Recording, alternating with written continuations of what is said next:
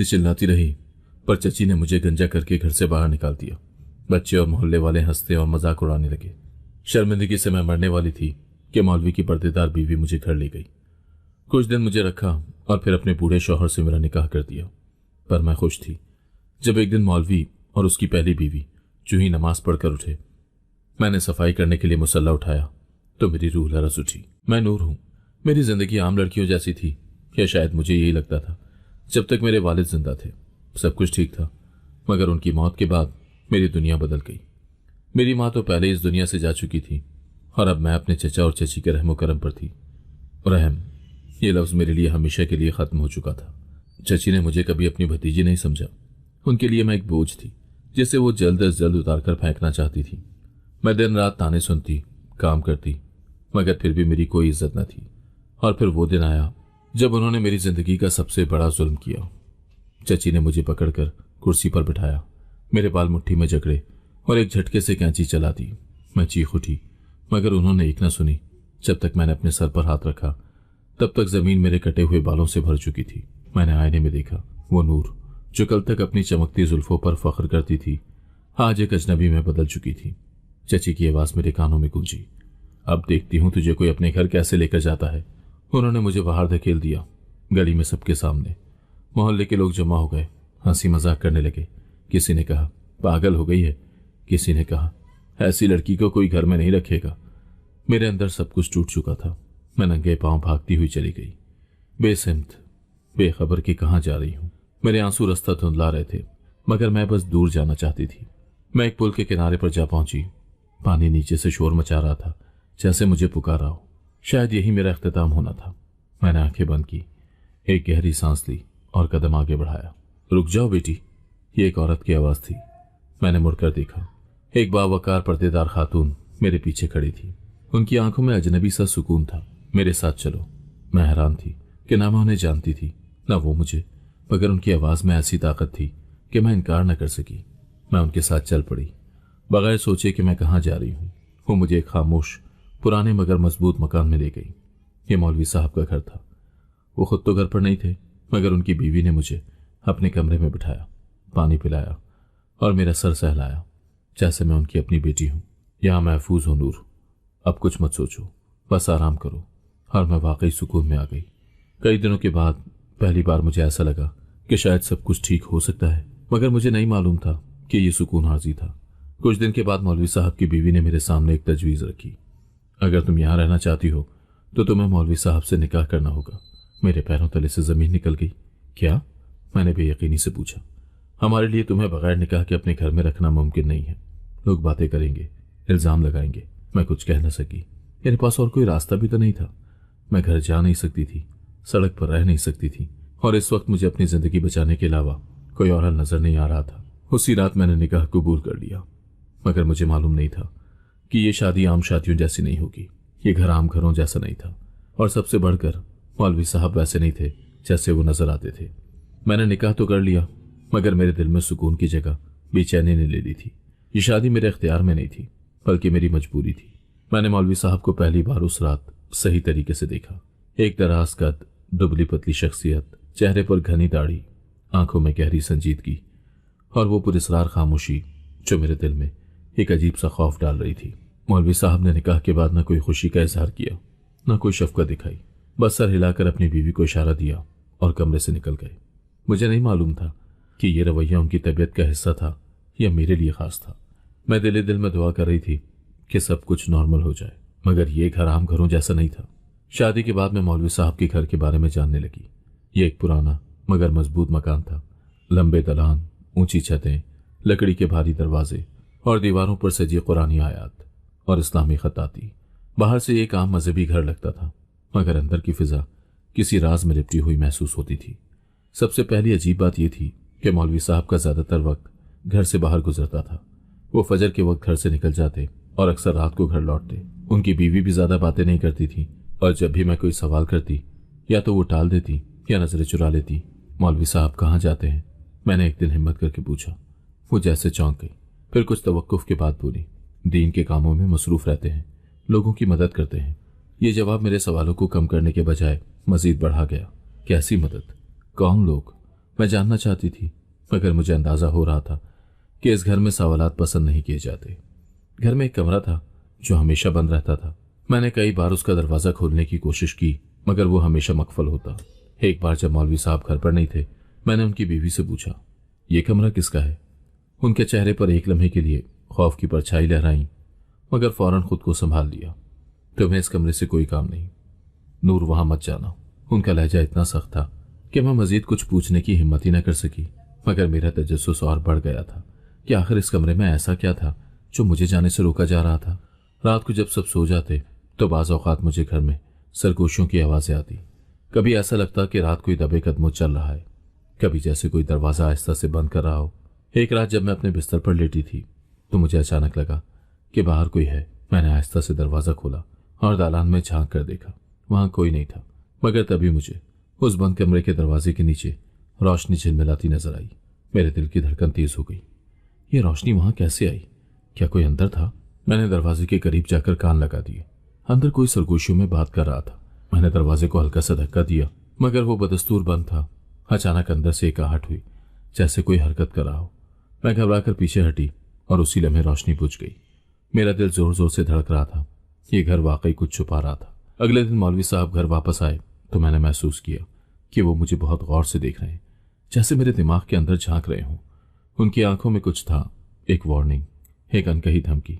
नूर, ज्यादा सवालात मत किया करो, कुछ बातें जानना जरूरी नहीं होता।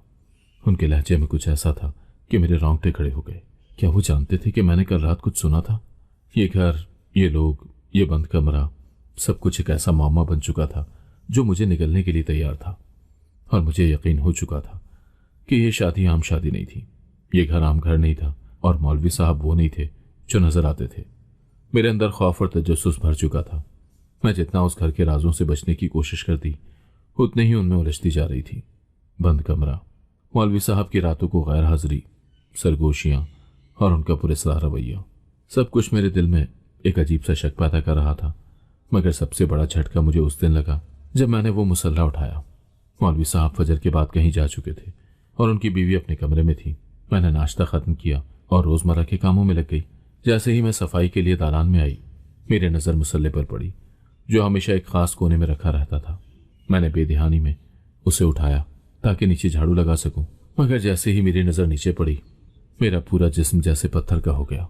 मेरी आंखें फटी की फटी रह गईं, हाथ लरसने लगे और मेरे हलक से एक दबी दबी चीख निकलने को थी, मगर मैंने खुद को रोक लिया। मुझे ऐसा लगा जैसे जमीन मेरे पैरों तले से निकल गई हो। मेरी सांसें बेतरतीब होने लगी और मैंने कांपते हाथों से वो मुसल्ला दोबारा नीचे रख दिया। मेरे दिल की धड़कन इतनी तेज हो चुकी थी कि मुझे लगा कि वो पूरे घर में सुनाई दे रही होगी। ये क्या था? ये कैसे मुमकिन था? मेरे जिस्म में कपकपी तारी हो चुकी थी। मैंने अपने अतराफ में देखा कि कहीं किसी ने मुझे देख तो नहीं लिया, मगर घर में मुकम्मल खामोशी थी। मुझे अभी कुछ नहीं कहना चाहिए, कुछ नहीं पूछना चाहिए। मैंने खुद को समझाने की कोशिश की। मैंने अपना काम जारी रखा, मगर मेरे दिमाग में सिर्फ एक ही सवाल गूंज रहा था। शाम को मैंने मौलवी साहब की बीवी पर गौर किया।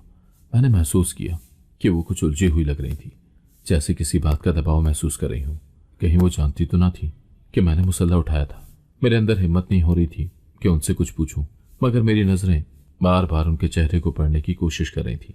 अचानक वो मेरी तरफ मुतवज्जा हुई और बोली, नूर, आज तुम कुछ परेशान लग रही हो, सब ठीक है? मेरा दिल जोर से धड़का। शायद वो मेरा इम्तहान ले रही थी।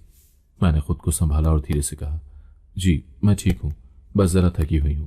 उन्होंने मुझे गौर से देखा, जैसे मेरे चेहरे से सच्चाई पढ़ने की कोशिश कर रही हूं। फिर आहिस्ता से बोली, यहां ज्यादा चीजों के बारे में सोचने की जरूरत नहीं। नूर, जो देखो उसे भूल जाया करो और जो सुनो उस पर बात मत किया करो। मेरे हाथ पैर बर्फ हो गए। रात के वक्त मौलवी साहब घर वापस आए। मैंने उनके चेहरे पर पहले से ज्यादा सख्ती महसूस की। वो हमेशा खामोश रहते थे, मगर आज उनकी खामोशी में एक अजीब सा खतरा महसूस हो रहा था। खाने के बाद वो अपने कमरे में चले गए और मैं अपने बिस्तर पर लेटकर सोने की कोशिश करने लगी, मगर नींद कहाँ आनी थी। मेरे जहन में वो मंजर बार बार घूम रहा था। मुसल्ले के नीचे वो चीज, ये घर, ये लोग, ये राज, ये सब मुझे एक गहरे अंधेरे में धकेल रहे थे। मैं फंस चुकी थी और ये बात अब साफ थी कि यहाँ कुछ न कुछ ऐसा जरूर था जो आम नहीं था। मैंने फैसला कर लिया था कि चाहे कुछ भी हो, मैं हकीकत जान कर रहूंगी। ये खौफ, ये पुरस्कारियत और सबसे बढ़कर वो चीज जो मैंने मुसल्ले के नीचे देखी थी, ये सब मुझे एक ऐसी गहराई में धकेल रहे थे जहां से वापसी शायद मुमकिन ना हो, मगर मैं पीछे हटने वालों में से नहीं थी। और इस घर में कुछ न कुछ ऐसा जरूर था जो आम नहीं था। वो कमरा जो हमेशा बंद रहता था, मैंने पहले भी कई बार उस कमरे के बारे में सोचा था, मगर अब उसकी अहमियत मेरे लिए और बढ़ गई थी। शायद जो कुछ मैंने मुसल्ले के नीचे देखा था उसका ताल्लुक भी उसी कमरे से था। मौलवी साहब की बीवी ने मुझे सख्ती से मना किया था कि मैं उस कमरे के करीब भी ना जाऊं, मगर जैसे ही मुझे किसी चीज से रोका जाता मेरा तजस्सुस और ज्यादा बढ़ने लगता था। रात के वक्त जब मौलवी साहब घर से बाहर थे और उनकी बीवी अपने कमरे में जा चुकी थी, मैं चुपके से बिस्तर से उठी। मैं नंगे पांव चलती हुई उस कमरे के करीब पहुंची जहां अक्सर रात के वक्त रोशनी नजर आती थी और कभी कभी सरगोशियां भी सुनाई देती थी। मेरा दिल जोर जोर से धड़कने लगा। मैंने कान लगाकर दरवाजे से अंदर आने वाली आवाजें सुनने की कोशिश की। कुछ लम्हों तक मुकम्मल खामोशी थी, मगर फिर सरगोशियां। हाँ, अंदर कोई बातें कर रहा था। मेरे हाथ पसीने से भीग चुके थे। मैंने आहिस्ता से दरवाजे के हैंडल को घुमाने की कोशिश की। ये बंद था, जैसे हमेशा होता था, मगर आज मुझे एक मुख्तलिफ एहसास हो रहा था। मैं वहां कुछ देर खड़ी रही, मगर फिर अचानक अंदर से एक आहट हुई, जैसे किसी ने दरवाजे के करीब आकर कदम रखा हो। मेरा दिल हलक में आ गया और मैं फौरन वहां से पलटकर अपने कमरे की तरफ भागी। अगले दिन जब मैं नाश्ते के दौरान मौलवी साहब की बीवी के पास बैठी तो मैंने महसूस किया कि वो मुझे गौर से देख रही थी। नूर, तुम रात कहाँ थी? मैंने चौंक कर उनकी तरफ देखा। कहीं भी नहीं, मैं तो अपने कमरे में थी, मैंने घबरा कर कहा। उनके होंठ फिज गए और उनकी आंखों में एक अजीब सा तासुर उभरा। अगर तुम्हें अपनी जान प्यारी है तो अपनी हद में रहो। यह सुनकर मेरे बदन में सनसनी दौड़ गई। ये कमरा आखिर किसका था? यह सवाल अब मेरे दिमाग में बार बार गूंज रहा था। उस कमरे में आखिर क्या था जो मुझसे छुपाया जा रहा था? क्या वहां कोई था या कोई ऐसी चीज जो आम लोगों के लिए नहीं थी? मैंने सोच लिया था कि मैं इस रात से पर्दा उठाकर रहूंगी, चाहे उसकी कोई भी कीमत क्यों न चुकानी पड़े। खौफ, तजस्सुस और बेयकीनी मेरे दिमाग को मफलूज कर रहे थे। उस घर में कुछ ऐसा था जो मेरी समझ से बाहर था, और सबसे ज्यादा हैरानकुन बात यह थी कि मौलवी साहब हर रात कहाँ जाते थे। मैंने अब तक उन्हें दिन में बहुत कम देखा था। वो फजर की नमाज के बाद फौरन निकल जाते और रात गए लौटते। मैंने उनकी बीवी से कई बार पूछने की कोशिश की, मगर उनका एक ही जवाब होता, वो दीन के कामों में मसरूफ रहते हैं। एक रात जब मैं सोने के लिए लेटी हुई थी, अचानक दरवाजे की चरचराहट सुनाई दी। मैंने चादर के अंदर से देखा। मौलवी साहब आहिस्ता से बाहर निकल रहे थे। मैंने दिले दिल में वक्त का अंदाजा लगाया। रात के 2 बज रहे थे। ये पहली बार नहीं था कि वो इस वक्त जा रहे थे, मगर आज मैंने फैसला कर लिया था कि उनका पीछा करके देखूंगी कि वो कहाँ जाते हैं। मैंने जल्दी से चादर ओढ़ी और नंगे पांव आहिस्ता से दरवाजा खोलकर बाहर निकली। उनके कदमों की आवाज सुनने की कोशिश की। वो आंगन पार करके दरवाजे की तरफ जा रहे थे। मैं सांस रोककर एक कोने में छुप गई। जैसे ही वो बाहर निकले, मैं भी दबे कदमों पीछे चलने लगी। गली सुनसान थी, चांदनी रात थी, मगर फिजा में एक अजीब सा खौफ था। मौलवी साहब तेज कदमों से चल रहे थे और मैं उनका फासला बरकरार रखते हुए पीछे पीछे जा रही थी। वो गलियों में मुड़ गए और फिर एक ऐसी सिमत में चल पड़े जहां आमतौर पर लोग रात के वक्त नहीं जाते थे, शहर के पुराने कब्रिस्तान की तरफ। मेरी सांसें बेतरतीब होने लगी। मौलवी साहब इस वक्त कब्रिस्तान में क्या करने जा रहे थे? मेरा दिल चाह रहा था कि वापस पलट जाऊं, मगर मैं जानना चाहती थी कि ये सब क्या हो रहा है। मैंने एक बड़ी झाड़ी के पीछे पनाह ली और छुप कर देखने लगी। मौलवी साहब सीधा एक पुरानी और उधड़ी हुई कब्र के करीब जाकर रुके। वहां पहले से 3 आदमी मौजूद थे और वो सरगोशियों में बात कर रहे थे। ये कौन लोग थे? मौलवी साहब ने अपनी जेब से कुछ निकालकर उनके हाथ में दिया। मैं पूरी कोशिश कर रही थी कि सुन सकूं, मगर अल्फाज वाज़ेह नहीं थे। मगर फिर भी मैंने एक जुमला सुना जिसने मेरे बदन में सनसनी दौड़ा दी। ये काम खत्म होते ही हमें अगले नाम की तैयारी करनी है। अगला नाम? क्या ये लोग किसी को मारने की साजिश कर रहे थे? मैंने सख्ती से अपने मुंह पर हाथ रख लिया ताकि मेरी सांसों की आवाज बाहर ना जाए। मेरे अंदर खौफ की एक लहर दौड़ गई थी। मैं वहां से पलटने ही वाली थी कि अचानक मौलवी साहब की नजरें सीधी मेरी छुपने की जगह पर आ गई। मेरे दिल की धड़कन तेज हो गई। मैं वहां एक पल के लिए जम गई, मगर मौलवी साहब ने चंद लम्हों के बाद अपनी नजरें हटा ली और दोबारा अपने साथियों की तरफ मुतवज्जह हो गए। ये मेरा मौका था। मैं आहिस्ता से पीछे हटी, दीवार के साथ लगकर अंधेरे में गुम होने की कोशिश की और फिर जितनी तेजी से मुमकिन था घर की तरफ दौड़ पड़ी। मैंने घर वापस पहुंचकर दरवाजा आहिस्ता से बंद करके अपने कमरे में आ गई। मेरा सांस फूला हुआ था, दिल धड़क रहा था और हाथ लरस रहे थे। ये सब क्या था? मौलवी साहब किस चीज में मुलविस थे? मैंने जो कुछ कब्रिस्तान में सुना वो किसी घिनौने जुर्म का इशारा था। अब मैं मजीद खामोश नहीं रह सकती थी। मुझे इस राज को खोलना था। मगर मैं जानती थी कि अगर मैंने जरा भी गलत कदम उठाया तो इस घर में मेरी जिंदगी खतरे में पड़ सकती है। रात भर मैं सो न सकी। कब्रिस्तान में जो कुछ देखा और सुना वो एक लम्हे के लिए भी मेरे जहन से नहीं निकल रहा था। मैंने मौलवी साहब को हमेशा एक खामोश, संजीदा और मजहबी शख्स के तौर पर देखा था, मगर जो कुछ मैंने अपनी आंखों से देखा था वो किसी भी तरह एक नेक और शरीफ इंसान की सरगर्मियां नहीं लग रही थी। ये काम खत्म होते ही हमें अगले नाम की तैयारी करनी है। ये अल्फाज मेरे दिमाग में बार बार गूंज रहे थे। फजर के वक्त दरवाजे की चरचराहट सुनाई दी। मैं अपने कमरे में दुबक कर बैठ गई और सांस रोककर उनके कदमों की आवाज़ें सुनने लगी। वो आहिस्ता आहिस्ता अंदर दाखिल हुए और सीधा अपने कमरे में चले गए। मैंने दबे कदमों जाकर दरवाजे की तरफ से झांका। मौलवी साहब ने अपनी जेब से कुछ कागजात निकाले और अलमारी में रख दिए। फिर वो वजू करने चले गए। यही मौका था। मेरे दिल की धड़कन तेज हो रही थी, मगर मैंने अपनी हिम्मत जमा की और आहिस्ता से उनके कमरे में दाखिल हो गई। कमरा सादा था। दीवारों पर कुरानी आयत लिखी हुई थी। एक तरफ लकड़ी की अलमारी खड़ी थी जिसमें मौलवी साहब की किताबें और दीगर सामान रखा हुआ था। मैंने जल्दी से अलमारी खोली। मौलवी साहब के रखे हुए कागजात एक फाइल में बंद थे। मैंने कांपते हाथों से फाइल खोली और पहला सफ़ा देखा। ये मुख्तलिफ नामों की फहरिस्त थी। हर नाम के साथ एक तारीख लिखी हुई थी और कुछ नामों के आगे निशान लगे हुए थे जैसे वो मुकम्मल हो चुके हों। मैंने चंद नामों को गौर से पढ़ा और फिर मेरे पैरों तले से ज़मीन निकल गई। ये वही नाम थे जो पिछले चंद महीनों में लापता हो चुके थे। मेरी आंखों के सामने अंधेरा छाने लगा। मैंने जल्दी से फाइल बंद करके वापस रखने लगी, मगर तभी पीछे से एक सख्त आवाज़ आई। तुम यहाँ क्या कर रही हो? मेरा जिस्म कांप उठा। मौलवी साहब की बीवी दरवाजे पर खड़ी थी। उनकी आंखों में गुस्सा और खौफ वाज़ेह था। क्या तुम्हें मना नहीं किया था कि ज़्यादा तजस्सुस मत दिखाओ? उनका लहजा सर्द था। मैंने हकलाते हुए कहा, मैं बस सफाई कर रही थी। उन्होंने मेरी आंखों में झांका और आहिस्ता से बोली, नूर, अगर तुम्हें अपनी जान प्यारी है तो इन चीज़ों से दूर रहो। यहाँ जो कुछ हो रहा है वो तुम्हारे समझने की चीज़ नहीं है। मेरा दिल जोर जोर से धड़क रहा था। मगर ये नाम, ये लोग कौन है? मैंने हिम्मत करके पूछा। उन्होंने एक गहरी सांस ली, जैसे कुछ कहना चाहती हूँ, मगर फिर सर झटक दिया। बस इतना जान लो कि ज़्यादा जानना तुम्हारे लिए खतरनाक होगा। मौलवी साहब जो कुछ करते हैं वो सिर्फ अल्लाह की रज़ा के लिए करते हैं। ये कहकर वो पलट गई, मगर मैं जानती थी कि वो भी कुछ छुपा रही थी। मैं खतरे में थी। ये बात अब वाज़ेह हो चुकी थी कि मैं एक ऐसे खेल का हिस्सा बन चुकी थी जो मेरी समझ से बाहर था। ये घर, ये बंद कमरा, मुसल्ले के नीचे छुपी चीज़, कब्रिस्तान की मुलाकातें और अब ये कागजात, सब कुछ किसी न किसी तरह आपस में जुड़ा हुआ था। और सबसे ज़्यादा खौफनाक बात यह थी कि मैं उनके राजों के बहुत करीब पहुंच चुकी थी और शायद ये मेरे लिए जानलेवा साबित हो सकता था। मेरे लिए पीछे हटना मुमकिन नहीं था। मैंने मौलवी साहब के कमरे में जो कागजात देखे थे वो किसी आम लिस्ट का हिस्सा नहीं थे। ये वही नाम थे जो हालिया महीनों में लापता हो चुके थे। और सबसे ज़्यादा खौफनाक बात यह थी कि उन नामों के साथ मखसूस तारीखें दर्ज थीं। कुछ तारीखें गुजर चुकी थीं जबकि कुछ आने वाले दिनों की थी। क्या उन नामों के आगे निशान लगने का मतलब ये था कि ये लोग मर चुके थे? अगर वाकई ऐसा था तो मेरा दिमाग सुन हो चुका था। मौलवी साहब की बीवी ने मुझे वार्निंग दे दी थी। उनकी आंखों में एक अजीब सा खौफ और सख्ती थी, जैसे वो मुझे मजीद सवालात करने से रोकना चाहती हूँ। नूर, ज़्यादा सवालात मत करो। जो कुछ तुमने देखा है उसे भूल जाओ, ये तुम्हारे लिए बेहतर होगा। मगर ये नाम और वो लोग जो लापता हो रहे हैं? मैंने हिम्मत करके पूछा। उन्होंने मेरी तरफ देखा। उनकी नज़रें सर्द और सख्त थीं। नूर, तुम नहीं जानती कि तुम किस दलदल में कदम रखने जा रही हो। बाज राज ऐसे होते हैं जिन्हें जानने का मतलब मौत होता है।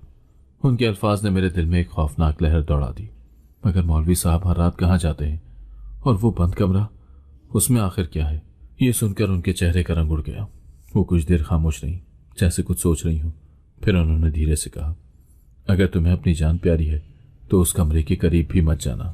मैंने फैसला कर लिया था कि अब किसी भी कीमत पर मैं उस बंद कमरे के अंदर झांक कर देखूंगी। वो दरवाज़ा हमेशा लॉक रहता था, मगर उस रात जब सब सो गए मैं चुपके से कमरे के करीब पहुंची। मेरा दिल तेजी से धड़क रहा था। मैंने दरवाजे के हैंडल को आहिस्ता से घुमाने की कोशिश की। बंद। मैंने मायूसी से पीछे हटने का सोचा, मगर फिर मेरी नज़र नीचे पड़ी। दरवाजे के दरज में हल्की सी रोशनी झलक रही थी। दरवाजे के पीछे कोई और था। मैंने अपने कान दरवाजे से लगा दिए। अंदर कोई हल्की आवाज़ में बोल रहा था, मुझे यहाँ से जाने दो, खुदा के लिए मुझे जाने दो। मेरा सांस रुक गया। ये किसकी आवाज़ थी? अंदर कोई कैद था? यह ख्याल ही मेरे बदन में झुरझुरी पैदा करने के लिए काफ़ी था। मैंने दरवाजे के नीचे से झांकने की कोशिश की, मगर अंधेरा ज्यादा था। अचानक अंदर से किसी के कदमों की आहट सुनाई दी और मुझे लगा जैसे कोई दरवाजे की तरफ बढ़ रहा है। मैंने तेजी से पीछे हटकर अपने कमरे की तरफ दौड़ लगा दी। अगले दिन मौलवी साहब गैर मामूली तौर पर संजीदा लग रहे थे। उनकी नजरें बार बार मुझ पर उठ रही थी, जैसे वो मेरे दिमाग के अंदर झांकने की कोशिश कर रहे हों। शायद उन्हें मालूम था कि मैं रात को बंद कमरे के करीब गई थी। मुझे लगा जैसे वो मुझसे कुछ कहने वाले थे, मगर फिर वो खामोशी से चले गए। मगर अब एक बात वाज़ेह हो चुकी थी, उस घर में कुछ न कुछ ऐसा हो रहा था जिसे छुपाया जा रहा था, और सबसे बड़ी सच्चाई उस बंद कमरे में दफन थी। मेरे लिए अब खतरा मजीद बढ़ चुका था। मैं जितना हकीकत के करीब पहुंच रही थी, उतना ही मेरे लिए खतरा बढ़ रहा था। उस बंद कमरे में कैद शख्स वही था जिसे मारने की तैयारी की जा रही थी। मैंने एक फैसला कर लिया था, मैं उस कमरे के अंदर जाकर हकीकत जान कर रहूंगी, चाहे उसके लिए मुझे कोई भी कीमत क्यों न चुकानी पड़े। खौफ और तजस्सुस मेरे दिमाग में एक साथ सरायत कर चुके थे। मैंने मौलवी साहब के कमरे में मौजूद फाइल में उन नामों को देखा था जो पिछले कुछ महीनों में लापता हो चुके थे। मैंने रात के अंधेरे में कब्रिस्तान में उनकी पुरस्कार मुलाकात देखी थी। मैंने सुना था कि बंद कमरे के अंदर कोई मौजूद है जो वहां से निकलना चाहता है। अगली रात मैंने महसूस किया कि मौलवी साहब ज्यादा चौकन्ने हो गए थे। उनकी नजरों में सख्ती थी। वो मुझ पर पहले से ज्यादा गहरी नजर रख रहे थे, जैसे उन्हें मुझ पर शक हो गया हो। मैंने अपनी हरकत को मामूल पर रखने की कोशिश की, मगर मैं जानती थी कि अगर मैंने कोई भी गलत कदम उठाया तो मेरी जान को खतरा लाक हो सकता था। मौलवी साहब की पहली बीवी का रवैया भी बदला बदला सा लग रहा था। वो ज्यादा खामोश हो गई थी और मुझे नजरअंदाज करने की कोशिश कर रही थी। जब भी मैं उनसे बात करने की कोशिश करती, वो मुख्तसर जवाब देकर बात खत्म कर देती। मगर मैंने उनकी आंखों में कुछ और भी देखा था, एक छुपा हुआ खौफ। वो भी कुछ जानती थी, मगर बताने से कतरा रही थी। उस रात जब मौलवी साहब घर से बाहर गए, मैंने मौका गनीमत जाना और बंद कमरे के दरवाजे के करीब पहुंची। मैंने हैंडल को आहिस्ता से दबाया। दरवाजा हस्बे मामूल बंद था, मगर आज मैं खाली हाथ वापस जाने के लिए तैयार नहीं थी। मैंने कमरे के चारों तरफ नजरें दौड़ाई कि शायद कोई और रास्ता मिल जाए। अचानक मेरी नजर दीवार के एक हिस्से पर पड़ी जो बाकी दीवारों से कुछ मुख्तलिफ था। ये जगह मामूली से अंदर धंसी हुई थी, जैसे कोई खुफिया दरवाजा हो। मेरा दिल जोर जोर से धड़कने लगा। मैंने दरवाजा खोलने की कोशिश की। मैंने हल्के से उस दीवार को दबाया और हैरत अंगेज तौर पर वो थोड़ी सी हिली। ये एक खुफिया दरवाजा था। मैंने कुछ और जोर लगाया और अचानक वो दीवार आहिस्ता से पीछे सरकने लगी। मेरे सामने एक छोटा सा रास्ता खुल चुका था जो बंद कमरे के अंदर जाता था। मेरा सांस रुकने लगा, मेरे कदमों में लर्जिश थी, मगर मैंने अपने खौफ पर काबू पाया और आहिस्ता से उस रास्ते में दाखिल हो गई। जैसे ही मैं अंदर दाखिल हुई, एक शदीद बदबू ने मेरा इस्तकबाल किया। कमरा नीम तारीक था, सिर्फ एक छोटे से बल्ब की मध्यम रोशनी अंदर फैली हुई थी। और तब मैंने वो मंजर देखा जो मेरी रूह को हिलाकर रख देने के लिए काफी था। कमरे के एक कोने में एक औरत बैठी हुई थी, जंजीरों में जकड़ी हुई। वो बेहद कमजोर लग रही थी। उसके कपड़े फटे हुए थे और उसका चेहरा खौफ और बेबसी का पता दे रहा था। जैसे ही मेरी नजरें उसकी आंखों से मिली, उसने कपकपाते हुए कहा, मदद करो प्लीज, मुझे यहां से निकालो। मेरी रीढ़ की हड्डी में सनसनी दौड़ गई। अचानक बाहर दरवाजे की चरचराहट सुनाई दी। शायद अंदर कोई आ रहा था। मेरा दिल जोर से धड़कने लगा। अगर किसी ने मुझे यहां देख लिया तो क्या होगा। कमरे के अंदर जंजीरों में कैद औरत ने भी खौफजदा नजरों से मेरी तरफ देखा, जैसे वो मुझे इशारा कर रही हो कि जल्दी निकल जाओ। बाहर कदमों की आहट सुनाई देने लगी थी। मौलवी साहब मेरे करीब आ रहे थे। मुझे अभी निकलना था। फौरन मैंने जल्दी से खुफिया दरवाजे की तरफ दौड़ लगाई और जैसे तैसे उसे बंद कर दिया। मैंने शुक्र का सांस लिया और आहिस्ता से वापस अपने कमरे में पहुंच गई, मगर मेरा दिल अभी तक बेहद जोर से धड़क रहा था। मौलवी साहब के घर में गुजारे गए दिनों में मैंने जितना उनके बारे में जाना, उतना ही मेरे अंदर खौफ और बेयकीनी बढ़ती गई। ये शादी, ये घर, मौलवी साहब की रातों को गैर हाजिरी और सबसे बढ़कर वो मुसल्ला जिसके नीचे मैंने कुछ ऐसा देखा था जिसने मेरी रूह को हिलाकर रख दिया था। मगर मैं ये जान चुकी थी कि कुछ तो गलत है। ये घर सिर्फ एक आम घर नहीं था, यहाँ पर हर कोने में एक राज छुपा था और मैं जानती थी कि जब तक मैं इन राजों को नहीं खोलूंगी मैं कभी सुकून से नहीं जी सकूंगी। मैंने एक बार फिर मौलवी साहब की पहली बीवी के रवैये पर गौर करना शुरू किया। वो हमेशा चुपचाप अपने कामों में मसरूफ रहती थी। जब मैंने उनसे मौलवी साहब की गैर हाजिरी के बारे में पूछा तो उन्होंने बस इतना कहा कि ये बातें तुम्हारे समझने की नहीं है। नूर, बेहतर होगा कि ज्यादा सवाल ना करो। उनकी आंखों में खौफ था, जैसे वो कुछ जानती थी मगर जबान पर नहीं ला सकती थी। मगर तुम इस घर में कितने सालों से रह रही हो, तुम्हें तो सब मालूम होगा, मैंने दबे दबे अल्फाज में पूछा। उन्होंने एक गहरी सांस ली, मगर कुछ बोलने के बजाय खामोशी से काम में मसरूफ हो गई। मगर उनके खामोश रहने से मेरा तजस्सुस और बढ़ गया था। मेरे जहन में सबसे बड़ा सवाल वही बंद कमरा था जो हमेशा लॉक रहता था। मैं कितनी बार उस कमरे के करीब जा चुकी थी, मगर कभी हिम्मत ही नहीं हुई कि अंदर जाने की कोशिश करूं। मगर उस रात जब मौलवी साहब घर पर नहीं थे और उनकी बीवी अपने कमरे में जा चुकी थी, मैंने फैसला कर लिया कि मैं उस कमरे के बारे में मजीद जानने की कोशिश करूंगी। मैं दबे कदमों चलती हुई उस दरवाजे तक पहुंची। यह हस्बे मामूल बंद था। मैंने आहिस्ता से हैंडल घुमाया, बंद। मगर अचानक मेरी नजर दरवाजों के नीचे की तरस पर पड़ी, जहां से हल्की सी रोशनी बाहर आ रही थी। अगर ये कमरा हमेशा बंद रहता था तो अंदर रोशनी कहां से आती? मेरे दिल की धड़कन तेज हो गई। मैंने दरवाजे पर कान लगाकर अंदर होने वाली कोई भी आहट सुनने की कोशिश की, और फिर मुझे सुनाई दिया एक सरगोशी। क्या कोई अंदर है? मैं पीछे हटने ही वाली थी कि मेरी नजर दरवाजों के करीब एक दीवार पर पड़ी। वो दीवार बाकी दीवारों से मुख्तलिफ लग रही थी, जैसे कुछ छुपाने की कोशिश की गई हो। मैंने हिम्मत करके आहिस्ता से उस पर हाथ फेरा और अचानक दीवार मामूली से हिली। मेरी आंखें हैरत से फैल गई। मेरा सांस बेतरतीब हो चुका था, मगर मैंने अपने खौफ पर काबू पाया और धीरे धीरे उस दीवार को और पीछे धकेला। जैसे ही वो थोड़ी और खुली, एक छोटा सा रास्ता नजर आया जो सीधा बंद कमरे के अंदर जाता था। ये क्या था? मैंने जल्दी से अंदर कदम रखा और जैसे ही मेरी नजरें कमरे के अंदरूनी मंजर पर पड़ी, मेरा दिल हलक में आ गया। यह एक आम कमरा नहीं था। यह एक लकड़ी की पुरानी अलमारी थी, एक पुरानी जायनमाज, और दीवारों पर बहुत सी बंद अलमारियां थीं, जैसे किसी चीज को छुपाने के लिए इस्तेमाल की गई हो। और फिर मेरी नजर एक और दरवाजे पर पड़ी। यह एक और बंद दरवाजा था जो शायद उस कमरे के अंदर किसी और जगह को जाता था। यह कमरा 2 हिस्सों में बटा हुआ था। मैंने जल्दी से इधर उधर नजर दौड़ाई, मगर कमरा खाली था। क्या मैं इस बंद दरवाजे को खोलूं? मैंने एक लम्हे के लिए सोचा। नहीं, मुझे अभी और मालूमात दरकार थी। मैंने जल्दी से पीछे हटने की कोशिश की, मगर जैसे ही मैं मुड़ी, किसी के कदमों की आहट सुनाई दी। मौलवी साहब वापस आ चुके थे। मेरा दिल जोर जोर से धड़कने लगा। मैंने घबराकर खुफिया रास्ते की तरफ देखा और आहिस्ता से दीवार को धकेल कर बंद कर दिया। अब मैं बंद कमरे के अंदर मौजूद थी, मगर मौलवी साहब को अगर जरा भी शक हो गया कि मैं यहां हूं तो मेरा अंजाम कुछ भी हो सकता था। उनके कदमों की आवाज दरवाजे के करीब आकर रुक गई। यहां कौन है? उनकी सख्त आवाज सुनकर मेरा सांस रुक गया। खौफ का नया दरवाजा खुलने वाला था। मेरे पास वक्त कम था। मैंने दीवार के साथ लगकर सोचा कि क्या मैं मजीद यहां रुकूं या यहां से भागने की कोशिश करूं, मगर मैं ये भी जानती थी कि अगर मैं आज रुक गई तो शायद कभी सच्चाई जान ही ना पाऊं। और सबसे बड़ा सवाल अब भी बाकी था, मुसल्ले के नीचे जो मैंने देखा था उसका इस सबसे क्या ताल्लुक था? मेरे जिस्म में खौफ की एक लहर दौड़ गई जब मौलवी साहब के कदमों की आवाज बंद कमरे के दरवाजे के बिल्कुल करीब आकर रुक गई। यहां कौन है? उनकी सख्त आवाज ने मेरे दिल की धड़कन मजीद तेज कर दी। मैं बंद कमरे में थी, एक ऐसी जगह जहां पर मुझे हरगिज नहीं होना चाहिए था, और अगर वो मुझे यहां देख लेते तो शायद मैं जिंदा भी न बचती। मैंने जल्दी से इर्द गिर्द देखा। कोई छुपने की जगह, कोई दूसरा रास्ता। दरवाजे की एक तरफ वही पुरानी अलमारी थी जो गर्द से अटी हुई थी। मैंने जल्दी से उसके पीछे पनाह ले ली और सांस रोक कर बैठ गई। मौलवी साहब ने दरवाजे का हैंडल घुमाया, मगर दरवाजा बंद था। मौलवी साहब की सरगोशी, कोई और भी है? क्या तुमने कुछ सुना? मेरे दिल हलक में आ गया। वो किससे बात कर रहे थे? मेरे जिस्म में खौफ मजीद सराहियत कर गया, मगर मेरा तजस्सुस भी बढ़ने लगा था। मैंने आहिस्ता से दीवार की तरफ हाथ बढ़ाया। जैसे ही मेरा हाथ पीछे वाले दरवाजे पर पड़ा, मेरा दिमाग सुन हो गया। यह दरवाजा हल्का सा खुला हुआ था। यह वही दरवाजा था जिसे मैंने पहले देखा था, जो बंद कमरे के अंदर किसी और जगह को जाता था। चंद लम्हों के बाद मौलवी साहब की आवाज सुनाई दी, जैसे वो पीछे हट रहे हों। यहां कुछ नहीं है, मगर हमें अब ज्यादा एहतियात बरतनी होगी। उनके कदमों की आवाज धीरे धीरे दूर होने लगी। मैं बच गई थी फिलहाल, मगर यह वाज़ेह था कि उन्हें किसी न किसी चीज का शक हो चुका था।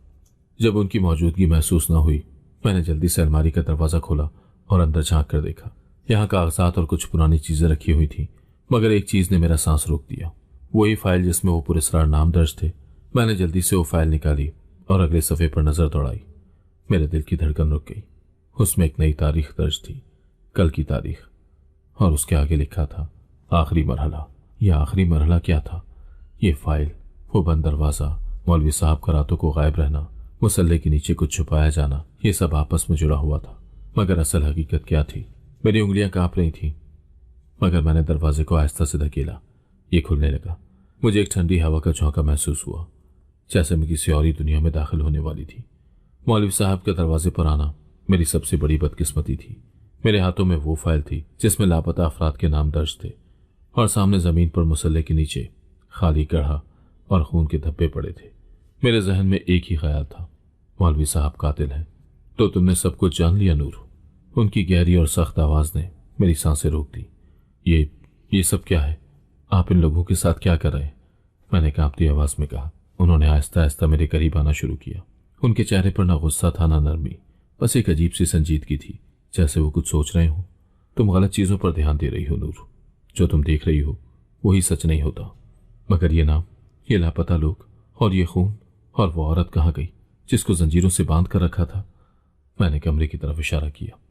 मौलवी साहब चंद लम्हे खामोश रहे, फिर गहरी सांस लेकर बोले, तुम्हें आज सब कुछ पता चल जाएगा, मगर शर्त यह है कि तुम मुझ पर यकीन करोगी और मेरे साथ चलोगी। कहाँ? मैंने मशकूक नजरों से पूछा। उस बंद दरवाजे के पीछे। मेरे कदम पीछे हटे। मैं आप पर कैसे यकीन कर सकती हूँ?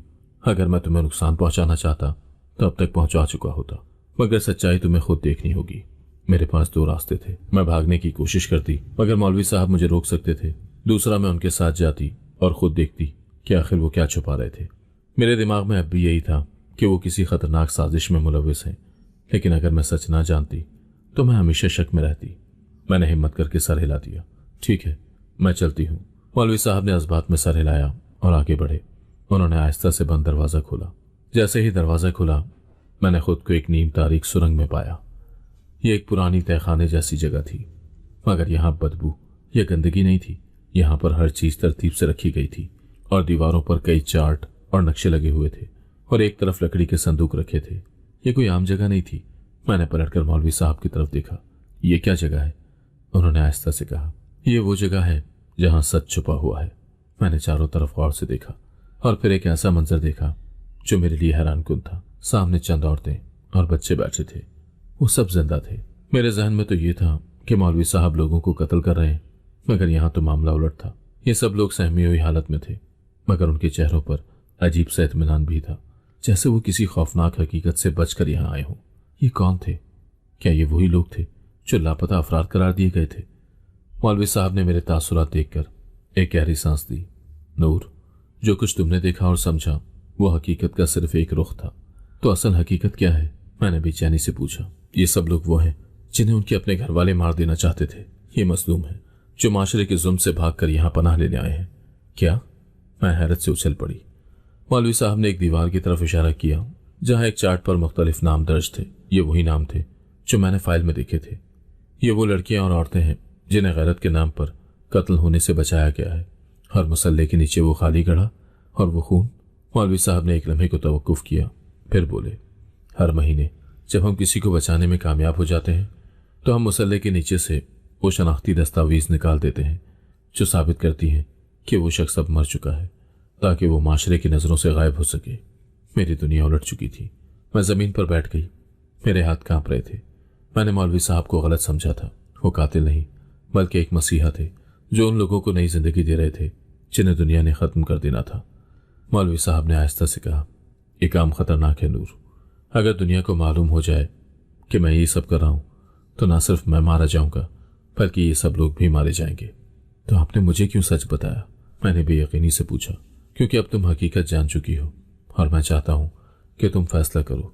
क्या तुम इस मिशन का हिस्सा बनोगी या ये राज दुनिया को बताकर इन सब की जिंदगियां खतरे में डाल दोगी? मेरे सामने एक फैसला था।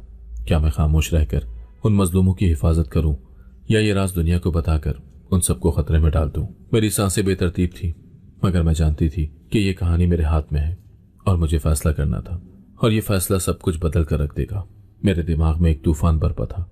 मैंने मौलवी साहब को एक कातिल समझा था। मैंने उन्हें एक जालिम शख्स के तौर पर देखा था जो मासूम लोगों को गायब कर रहे थे, मगर हकीकत बिल्कुल मुख्तलिफ थी। ये सब लोग, ये औरतें और वो बच्चे वो लापता अफराद नहीं थे जो मार दिए गए थे, बल्कि वो थे जिन्हें मौत के मुंह से निकाला गया था। मौलवी साहब ना सिर्फ उन्हें पनाह देते थे बल्कि उनकी नई शनाख्त बनाने में भी मदद करते थे ताकि वो अपने पुराने जालिम रिश्तेदारों की पहुंच से दूर हो जाए। नूर, अब तुम सब कुछ जान चुकी हो। अब फैसला तुम्हारे हाथ में है, मौलवी साहब ने कहा। मेरे सामने दो रास्ते थे। मैं खामोश रहूं, मौलवी साहब के राज की हिफाजत करूं, और उन बेसहारा लोगों को बचाने में उनका साथ दूं, या ये सब दुनिया के सामने ले आऊं, पुलिस को बता दूं और कानून को अपना काम करने दूं, चाहे उसके नतीजे में ये सब लोग खतरे में क्यों ना पड़ जाएं। मैं क्या करूं? मैंने उन औरतों की तरफ देखा जो खौफजदा आंखों से मुझे देख रही थी। अगर मैं दुनिया को बता दूं तो क्या होगा? मैंने धीमे लहजे में पूछा। मौलवी साहब ने गहरी सांस ली। अगर पुलिस को मालूम हो जाए कि हम इन औरतों को छुपा रहे हैं तो वो उन्हें वापस इनके घर भेज देगी। और तुम्हें पता है कि इनके घर क्या है? मैंने एक औरत की तरफ देखा जो रो रही थी। मेरा बाप और भाई मुझे मारने के दर पे थे। अगर मैं वापस जाऊंगी तो वो मेरी लाश भी नहीं छोड़ेंगे। मैंने अपनी मुट्ठियां सख्ती से बंद कर ली। ये इंसाफ नहीं था। कानून उन लोगों को बचाने के बजाय इन्हें उन्हीं कातिलों के हवाले कर देता जिससे वो भाग कर आए थे। मैं किसी को कुछ नहीं बताऊंगी। मौलवी साहब ने मेरी आंखों में देखा और उनकी नजरों में एक नरम मुस्कुराहट उभरी। ये आसान रास्ता नहीं है नूर। अगर तुम हमारे साथ काम करोगी तो तुम्हारी अपनी जान भी खतरे में होगी। मैंने सर उठाया। अगर मैं खामोश रही तो और कितनी लड़कियां मार दी जाएंगी। मैं नहीं चाहती कि और कोई नूर फातिमा ऐसी जिंदगी गुजारे जैसी मैंने गुजारी है। मौलवी साहब ने सर हिलाया। तो फिर आज से तुम हमारे मिशन का हिस्सा हो। ये कहानी यहाँ खत्म नहीं हुई। मैंने मौलवी साहब के साथ उन लोगों को बचाने का अहद कर लिया जिन्हें माशरा मिटा देना चाहता था। मैंने अपनी जिंदगी एक नए मकसद के लिए वक्फ कर दी।